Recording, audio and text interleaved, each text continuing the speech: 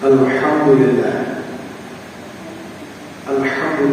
nahmaduhu wa nasta'inuhu wa nastaghfiruh wa na'udzu billahi min shururi anfusina wa min sayyiati a'malina may yahdihillahu fala mudilla lahu wa man yudlil fala hadiya lahu asyhadu an la ilaha illallah wahdahu la syarika lahu wa asyhadu anna sayyidana wa nabiyyana Muhammadan abduhu wa rasuluhu la nabiyya ba'dahu. Allahumma shalli wa sallim wa barik ala sayyidina Muhammad bin Abdillah wa ala alihi wa sahbihi wa sallam.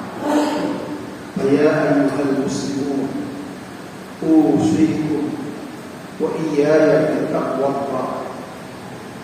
Ittaqullaha haqqa tuqatih wa la tamutunna illa wa antum muslimun.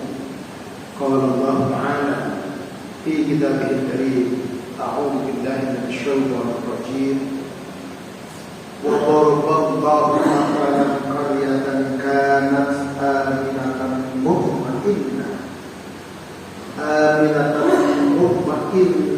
ya'tiha rizquha ragadan min kulli makan fakafarat bi an'amillah wa adaqaha Allahu libasal ju'i wal khawfi bima kanu yasma'un. Subhanallahul azim. Hadirin jamaah salat Jumat rahimakumullah. Marilah kita panjatkan puji syukur kehadirat Allah Subhanahu wa Ta'ala. Syukur Allah Subhanahu wa Ta'ala tak henti-hentinya menganugerahi kita nikmat yang luar biasa. Tidak hanya pada saat kita ini tunduk dan taat kepadanya, bahkan pada saat kita ini sedang bermaksiat dan sedang durhaka kepada Allah Subhanahu wa Ta'ala, Allah Subhanahu wa Ta'ala tetap selalu memberikan anugerah nikmat yang banyak kepada kita. Shalawat serta salam mari kita sanjungkan kepada Nabi Muhammad sallallahu alaihi wasallam, seorang nabi yang siapapun bisa mengambil inspirasi dari sirah nabawiyah, dari sejarah dan kehidupan beliau, dari nilai-nilai yang diajarkan oleh beliau di dalam rangka mencapai kesuksesan dan kebahagiaan hidup di dunia ini dan juga hidup kelak di hari akhirat.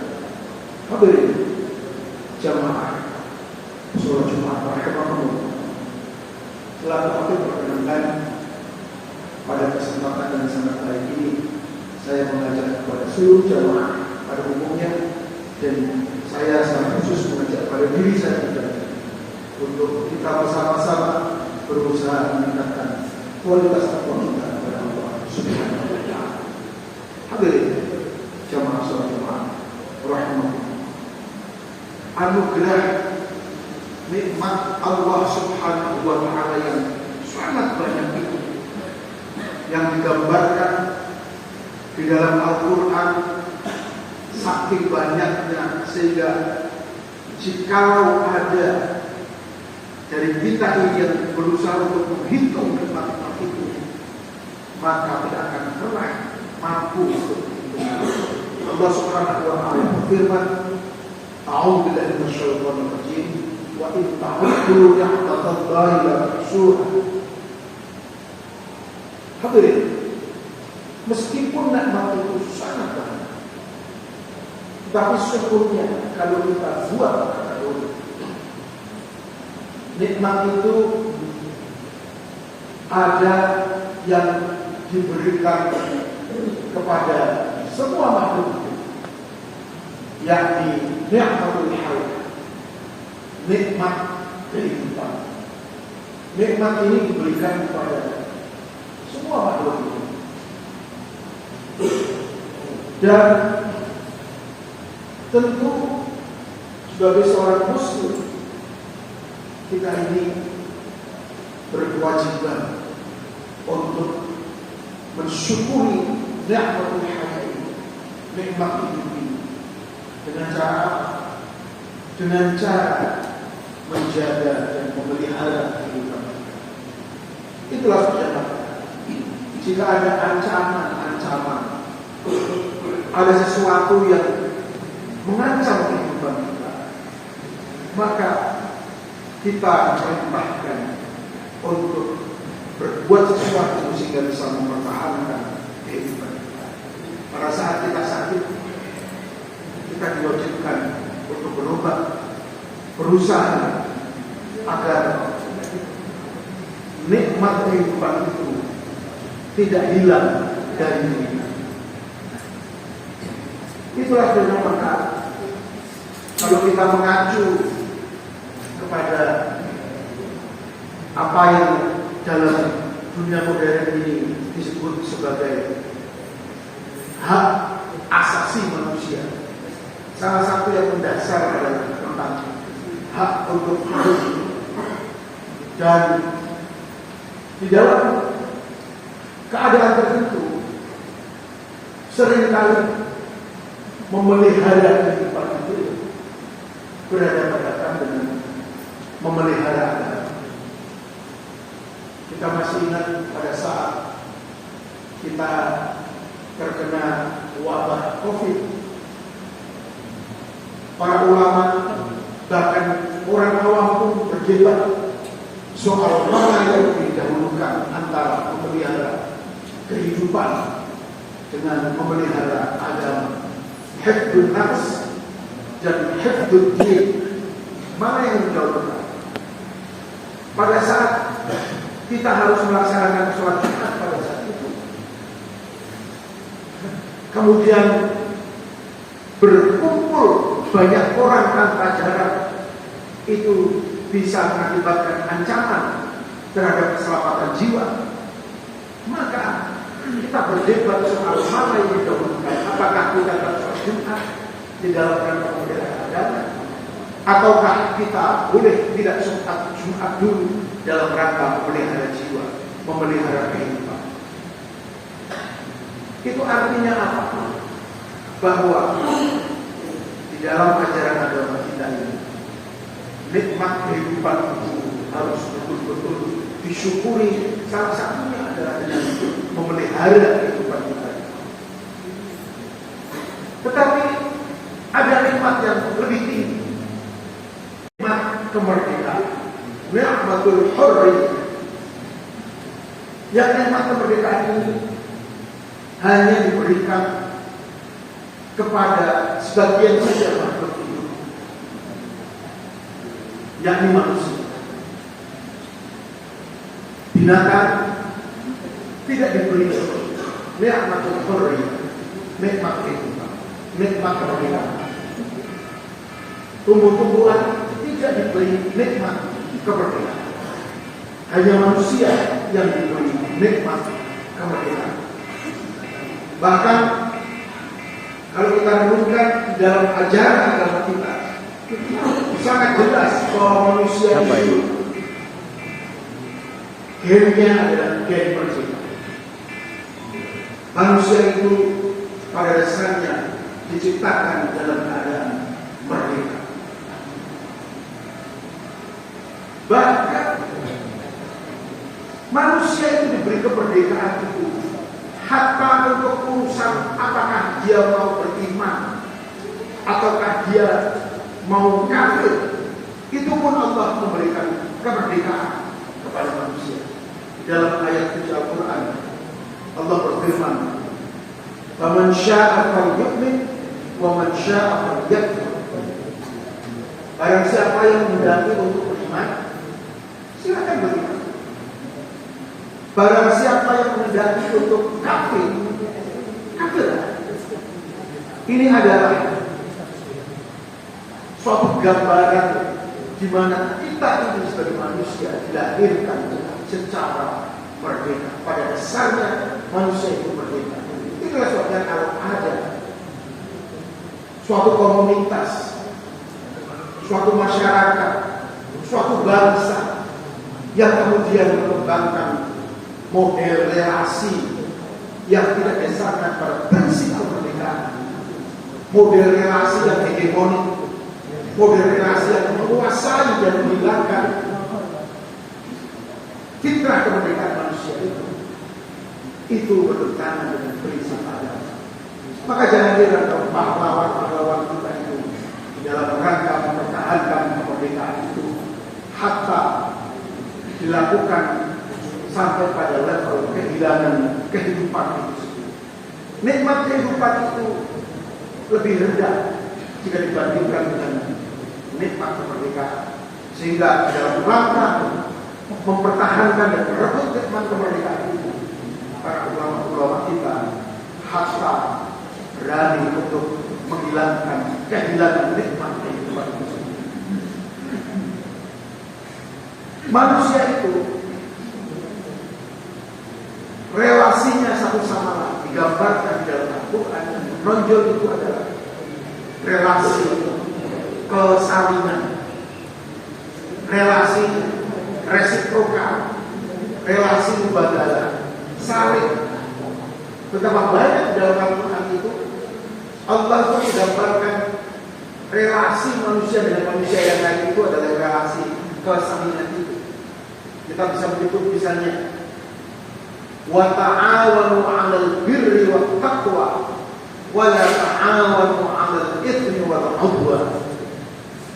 Allah memerintahkan kepada kita untuk saling tolong menolong. Redaksi yang digunakan adalah redaksi ta'awan. Kita tidak diperintahkan langsung untuk menolonglah, tapi saling tolong menolong. Itu artinya apa?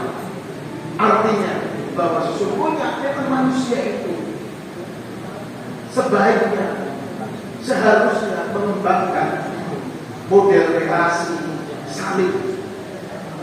Wa ta'awanu 'alal itsmi wa 'alal birri wat taqwa wa la ta'awanu 'alal itsmi wal 'udwan.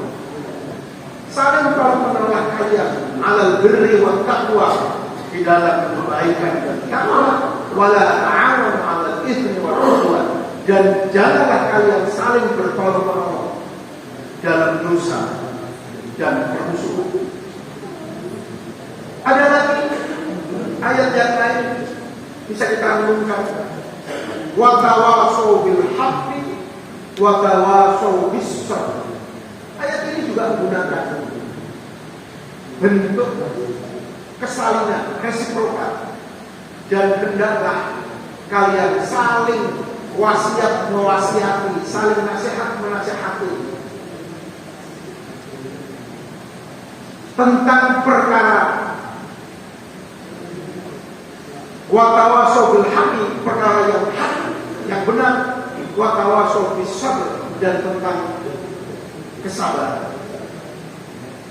Itulah sebabnya kita memang perlu merenungkan hatta untuk urusan hubungan kita di dalam kehidupan keluarga kita. Sepatutnya dan seharusnya kita mengembangkan model relasi kesalinan. Meskipun kita ini seorang ayah, bukan berarti kemudian kita ini mengembangkan relasi kuasa menguasai dengan anak-anak kita, atau mengembangkan relasi seorang suami dengan istrinya, relasi kuasa menguasai. Yang ideal adalah relasinya itu adalah relasi saling, kesalinan, ibadah. Hadirin jamaah sholat Jumat rahimakumullah. Meskipun nikmat kemerdekaan itu adalah nikmat yang luar biasa, tetapi sesungguhnya ada nikmat yang jauh lebih tinggi. Yang nikmat ini tidak diberikan kepada seluruh manusia, tapi nikmat ini diberikan hanya kepada sebagian manusia. Apa itu? Yakni nikmat hidayah iman, nikmatul hidayah, nikmat hidayah iman. Ini hanya diberikan oleh Allah Subhanahu wa Ta'ala kepada beberapa orang atau sebagian orang, bukan seluruh manusia. Kita patut bersyukur, alhamdulillah, Kita yang ada di masjid ini, insya Allah kita memperoleh anugerah nikmat itu lengkap. Kita memperoleh nikmat dan anugerah kehidupan. Kita sekarang ini juga merasakan nikmat kemerdekaan, dan kita sekarang ini juga merasakan nikmat hidayah iman. Itulah sebabnya maka kita ini jauh lebih dan lebih lagi untuk bisa bersyukur pada Allah Subhanahu wa ta'ala. Bagaimana cara bersyukurnya? Tentu nikmat kehidupan dengan mempertahankan kehidupan ini, nikmat kemerdekaan dengan mempertahankan kemerdekaan ini, dan menggunakan nikmat kehidupan dan kemerdekaan itu di dalam rangka menuruti kecintaan kita sebagai manusia yang diberi nikmat kehidupan dan nikmat kemerdekaan. Bagaimana caranya? Tentu kemerdekaan itu kita gunakan sebaik-baiknya, sebagaimana yang dikehendaki oleh Allah Subhanahu wa ta'ala. Kemerdekaan itu harus kita gunakan secara bertanggung jawab. Posisi apapun kita ini, entah sebagai rakyat, entah sebagai pejabat, entah sebagai pemimpin, pengusaha, politisi, pedagang, siapapun kita ini harus menggunakan nikmat kehidupan itu dan nikmat kemerdekaan itu di dalam rangka support terhadap realisasi syukur terhadap nikmat hidayah iman.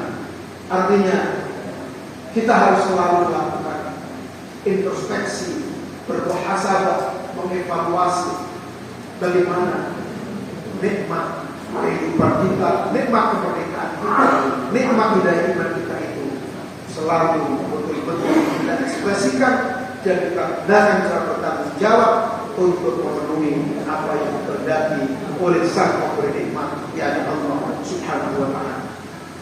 Di dalam rangka ini, marilah kita renungkan salah satu ayat di dalam Al-Quran, yakni surat An-Nahl ayat 112. Allah berfirman, A'udzu billahi minasyaitonir rajim. Wa daraballahu mathalan qaryatan kanat aminatan mutma'innah ya'tiha rizquha ragadan min kulli makan fakafarat bi an'amillah fa'adaqaha Allahu libasal 'ju'i wal khawf bima kanu yasna'un. Allah telah membuat ilustrasi, membuat perumpamaan. Perumpamaannya berupa apa? Qaryatan kanat aminatan mutma'innah. Suatu desa, suatu kampung, suatu negeri, suatu komunitas yang negeri itu aminatan mutma'innah, aman dan sentosa, aman dan damai. Ya'tiha rizquha ragadan min kulli makan. Penduduk negeri itu rizkinya datang secara berlimpah dari berbagai penjuru, dari berbagai tempat. Cuma saya fakafarat bi an'amillah. Penduduk negeri itu ingkar dan kufur terhadap nikmat yang telah diberikan oleh Allah Subhanahu wa ta'ala kepada mereka. Mereka kufur nikmat. Mereka tidak bisa pandai untuk bersyukur dan berterima kasih. Apa yang terjadi? Fa'adzaqaha Allahu libasal ju'i wal khawf. Maka Allah mencicipkan, merasakan kepada mereka. Apa yang dicicipkan akan dirasakan? Libasal ju'i wal khawf. Pakaian bencana, ketakutan dan kelaparan. Kelaparan dan ketakutan. Bima kanu yasna'un. Karena perbuatan yang selalu mereka kerjakan. Ini patut untuk direnungkan. Negeri kita ini dikenal sebagai negeri yang gemah, ripah, loh, jinawi, murah sandal, murah tangan. Kalau kemudian sampai umur negeri ini 80 tahun, kemudian kita ini belum bisa menghadirkan kehidupan yang aman, damai, sentosa, adil makmur, tertora harjo, maka kita patut untuk merenung. Dan kalau menurut ayat ini, tentu kita ini mungkin belum pandai untuk bersyukur, mensyukuri nikmat-nikmat Allah yang telah diberikan oleh Allah Subhanahu wa Ta'ala kepada kita. Dengan cara kita melakukan evaluasi sendiri-sendiri, ibda binafsi, mulai dari kita sendiri-sendiri. Kita berusaha untuk kembali bisa mensyukuri kehidupan kita ini, kemerdekaan kita ini, dan juga hidayah iman kita ini, dengan kembali melaksanakan apa yang kita hendaki oleh Allah Subhanahu wa Ta'ala, jujur, dan kita insya Allah ke depan optimistik melihat negeri kita ini, dan kita semua akan menjadi negeri yang baldatun thayyibatun wa rabbun ghafur. Amin ya rabbal alamin. Aqulu qawli hadza fastaghfirullahal azim li wa lakum wa lisairil muslimin wal muslimat fastaghfirullah innahu huwal ghafurur rahim. Rabbana innaka ra'ufur rahim. Rabbana ighfir lana wa liwalidayna warhamhum kama rabbawna shighara. Allahumma rabbana zalamna anfusana wa in lam taghfir lana warhamna lanakunanna minal khasirin. اللهم اكشف عنا البلاء والوباء والغلاء والفحشاء والبخل والتوحد والمحن.